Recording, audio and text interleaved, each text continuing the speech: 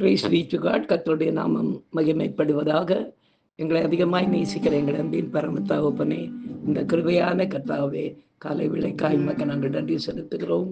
இந்த காலை விளையிலும் உம்மை துதித்து பாடி ஆராதித்து இந்த நாளிலே நாங்கள் தியானிக்கும்படியாக கர்த்தர் எங்களுக்கு கொடுக்கிற வார்த்தைக்கு நேராக கடந்து செல்லவும், நீ செய்த நன்மைகளை சாட்சியாக சொல்லி உடைய நாமத்தை மகிமைப்படுத்த கர்த்தர் உதவி செய்வீராக. இயேசுவின் நாமத்தில் ஜெபிக்கிறோம் எங்கள் ஜீவனுள்ள நல்ல பிதாவே. ஆமேன், ஆமேன், ஆமேன். கிறிஸ்துவின் அன்பை விட்டு என்னை பிரிப்பவன் யார் உலகில்? கிறிஸ்துவின் அன்பை விட்டு என்னை பிரிப்பவன் யார் உலகில்? பஞ்சமோ பசியோ பட்டயமோ நிர்வாணமோ, பஞ்சமோ பசியோ பட்டயமோ நிர்வாணமோ, மரணமே ஆனாலும் ஜீவனே ஆனாலும், மரணமே ஆனாலும் நல் ஜீவனே ஆனாலும், தூதர்களே ஆனாலும் தூதர்களே ஆனாலும் பிரிக்கவே முடியாது. தேவ தூதர்களே ஆனாலும் பிரிக்கவே முடியாது. கிறிஸ்துவின் அன்பை விட்டு நம்மை பிரிப்பவன் யார் உலகில்? கிறிஸ்துவின் அன்பை விட்டு நம்மை பிரிப்பவன் யார் உலகில்? எனக்கு அருமையானவர்களே, இந்த நாளிலே நாம் தியானிக்கும்படியாக கர்த்தர் நமக்கு கொடுக்கிற வார்த்தைக்கு நேராக நாம் கடந்து போவோம். எடுத்து வாசிக்கலாம். சங்கீத புத்தகம் 86ஆம் சங்கீதம் 6-7 வசனங்களை வாசிக்க கேட்போம். கர்த்தாவே, என் ஜெபத்திற்கு செவி கொடுத்து என் விண்ணப்பங்களின் சத்தத்தை கவனியும். நான் துயரப்படுகிற நாளில் உம்மை நோக்கி கூப்பிடுவேன், நீர் என்னை கேட்டருளுவீர் என்று எழுதப்பட்டிருக்கிறது. எனக்கு அருமையானவர்களே,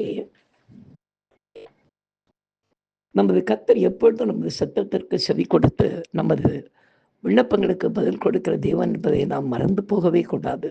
இந்த உலகத்திலே உங்களுக்கு உபத்திரவம் உண்டு, ஆனாலும் திடன் கொள்ளுங்கள், நான் உலகத்தை ஜெயித்தேன் என்கிற இயேசு கிறிஸ்து நாம் துயரப்படுகின்ற எல்லா வேளைகளிலும், நெருக்கப்படுகின்ற எல்லா நேரங்களிலும் அவரே இறங்கி வந்து நம்மை பலப்படுத்தி நம்மை கொண்டு அவர் என்ன செய்ய வேண்டும் என்று நினைத்திருக்கின்றாரோ அந்த காரியத்தை எல்லா மாறுபட்ட சூழ்நிலைகளின் மத்தியிலும் ஜனங்கள் கண்டு பயப்படும்படியாக காரியத்தை செய்து தமது அதிகாரத்தையும் அவர் நம்மீது வைத்துள்ள நோக்கத்தையும் மிக கிருபையாக கர்த்தர் நிச்சயமாக காண்பிப்பார், செயல்படுத்துவார். உற்சாகமாக செயல்படுவோம் பிரியமானவர்களே. இந்த காரியத்தை, இந்த வசனத்தை உறுதிப்படுத்தும்படி நடந்த ஒரு நெருக்கமான சூழ்நிலையில் கர்த்தர் செய்த நன்மையை இன்றைக்கு நாம் சாட்சியாக கேட்போமா? கர்த்தர் நாம் இந்த சாட்சியின் மூலமாய் மகிமைப்படுவாராக. எனக்கு அருமையானவர்களே, தேவனுடைய கிருபையினாலே புதுக்கோட்டை பகுதியை சேர்ந்த தீமோத்தி ஞானசேகர் என்ற ஒரு தம்பி எங்களுடைய சபைக்கு வந்தபோது என்னை இலங்கை பகுதிக்கு கொண்டு போக வேண்டும் என்று அவர் விரும்பினார். அந்த குறித்த வேளையிலே நான் போவதற்காக ஒரு 46 நாட்களாக நான் உபவாசத்திலே ஜபத்திலே அப்படி இருந்து கொண்டே இருந்தேன். அந்த 46 நாடு ஏறக்குறைய படுக்கையில் இருந்ததை போல இருந்தது. அதாவது ஞாயிற்றுக்கிழமையானா மேலே போய் செய்தி கொடுத்துட்டு வந்து படுத்துடுவேன். என்னால் எழுந்த நடமாடி ஒரு காரியத்தையும் செய்ய முடியாது. எனக்கு இது ஒரு போராட்டம் என்பதை நான் புரிந்து கொண்டேன். எனவே கர்த்தரை நோக்கி கூப்பிட்டு கொண்டே இருந்தேன். ஆண்டவரே, குறிக்கப்பட்ட அந்த தேதியிலே நான் போக வேண்டும். அது ஜூலை மாதம் 19ஆம் தேதி குறிக்கப்பட்டிருந்தது. அதுக்கு நான் போயாக வேண்டும் என்று நான் ஜெபித்து கொண்டே இருந்தேன். அப்படி ஜெபித்து கொண்டிருந்த வேளையில் 46ஆவது நாள் என்னுடைய உபவாசத்தினுடைய, அதாவது தொடர்ந்து உபவாசிக்கிட்டே இருந்தேன். நல்ல போராட்டம் என்பதை புரிந்து கொண்டதை நான் அதை செயல்படுத்த வேண்டும் என்ற எண்ணத்தோடு இருந்தப்போ கடைசி 46ஆவது நாள் ரொம்ப மோசமாக படுக்கையில் விழுந்துட்டேன். சரி, என்னை இங்கேருந்து குடம்பாக்கத்தில் இருக்கிற விஜய் ஹாஸ்பிட்டலுக்கு கொண்டு போனாங்க. எங்களுடைய உறவினர் ஒருத்தர் அங்கே கார்டியாலஜி டிபார்ட்மெண்ட்டில் அவர் சீஃபாக இருக்கிறாரு, டாக்டர் ஹென்றி என்பவர். அப்போ அவர் என்னை பார்த்துட்டு சொன்னார், அங்கிள் உங்களுக்கு உடம்பு இருக்கிற நிலைமையில் உங்களுக்கு ஏற்கனவே ஹார்ட் பிரச்சனை இருந்ததா அப்படின்னு கேட்டார். நான் சொன்னேன், ஹார்ட் பிரச்சனை இருந்ததா, எனக்கு அற்புத சுகத்தை கொடுத்து ஆண்டவர் ஒரு 2 நிமிடத்திலே கொடுத்து எனக்கு இன்றைக்கு சாட்சியாகவும் ஊழியக்காரனாகவும் வைத்திருக்கிறார். அதை பொறுத்து தான் பிரதர் நான் இன்னைக்கு இலங்கைக்கு போகிறதுக்கு தயாராகி கொண்டிருக்கேன். அப்போ அவர் சொன்னார், இல்லை உங்களுக்கு இருக்கிற இப்போ அந்த ஹார்ட் பிரச்சனை ஒருவிட நிறைய உபவாசம் எடுத்ததுனால எந்தவோ தெரியல, நீங்கள் அதாவது டேக் ஆஃப் ஆகும்போதே கூட உங்களுக்கு மறுபடியும் 2வது ஒரு அட்டாக் வந்தால் அது வரலாம் அப்படின்னாரு. நான் சொன்னேன், ஆண்டவர் சுகப்படுத்தின இருதயத்தில் எந்த பிரச்சனையும் மறுபடியும் வராது என்பது நல்லா தெரியும் பிரதர், அதனால தயவுசெய்து நான் கிளம்பி போகிறேன் என்று சொன்னேன். அப்போ சொன்னார், எல்லாமே நீங்கள் போகவே கூடாது, தயவுசெய்து வேண்டாம்னு சொல்லி என்னுடைய குடும்பத்தார் எல்லாரையும் கூட கொண்டு வந்து உள்ள உட்கார வச்சு அவர் பேசி முடிச்சிட்டாரு. எனக்கு என்ன பண்ணுறதுன்னே தெரியல.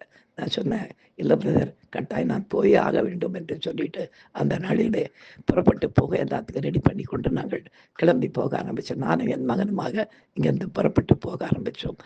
அங்கே போய் இறங்கின உடனே என்னை ஒரு வீல் சேரில் உட்கார வச்சு என்னை உள்ளே கொண்டு போனார்கள். உள்ளே கொண்டு போனால் அங்கே சரியாக அந்த ஸ்பைஸ் கவுண்டரில் அந்த நேரம் பார்த்தா ஆளே இல்லை. கடைசியில் அந்த நாளிலே குறிப்பிட்ட அந்த தேதியில், அதாவது 17ஆம் தேதி, அந்த நாளிலே போக முடியாதபடி ஒரு தடை ஏற்பட்டு நின்று விட்டேன். ஆனாலும் கர்த்தர் ஜெயமாக எப்படி என்னை கொண்டு போனார் என்பதை நாளை தினத்திலே நாம் சாட்சியாக கேட்போமா? கர்த்ததாமே இந்த சாட்சியின் மூலமாக மகிமைப்படுவாராக. எங்களை அதிகமாய் நேசிக்கிற எங்களை அன்பின் பரம தகப்பனே, இந்த கிருபையான வேலைக்காய் உமக்கு நாங்கள் நன்றி செலுத்துகிறோம், மகிமைப்படுத்துகிறோம் ராஜா. நாங்கள் துயரப்படுகிற நாளிலே, வெறுக்கப்படுகிற நேரங்களிலே நீரே எங்களுக்கு அனுகூலமான துணையாயிருந்து எங்களுக்கென்று நீர் வைத்திருக்கிற காரியத்தை நீரே நிறைவேற்றி கொடுக்கிறதற்காக உமக்கு நாங்கள் நன்றி செலுத்துகிறோம், மகிமைப்படுத்துகிறோம் ராஜா. பெரிய காரியங்களை செய்யுங்க. தொடர்ந்து உம்முடைய நாமத்தை நாங்கள் உயர்த்தி பிடிக்க கர்த்தர் உதவி செய்வீராக. இயேசுவின் நாமத்தில் ஜெபிக்கிறோம் எங்கள் ஜீவனோட நல்ல பிதாவே. ஆமென், ஆமென், ஆமென். God bless you. Thank you.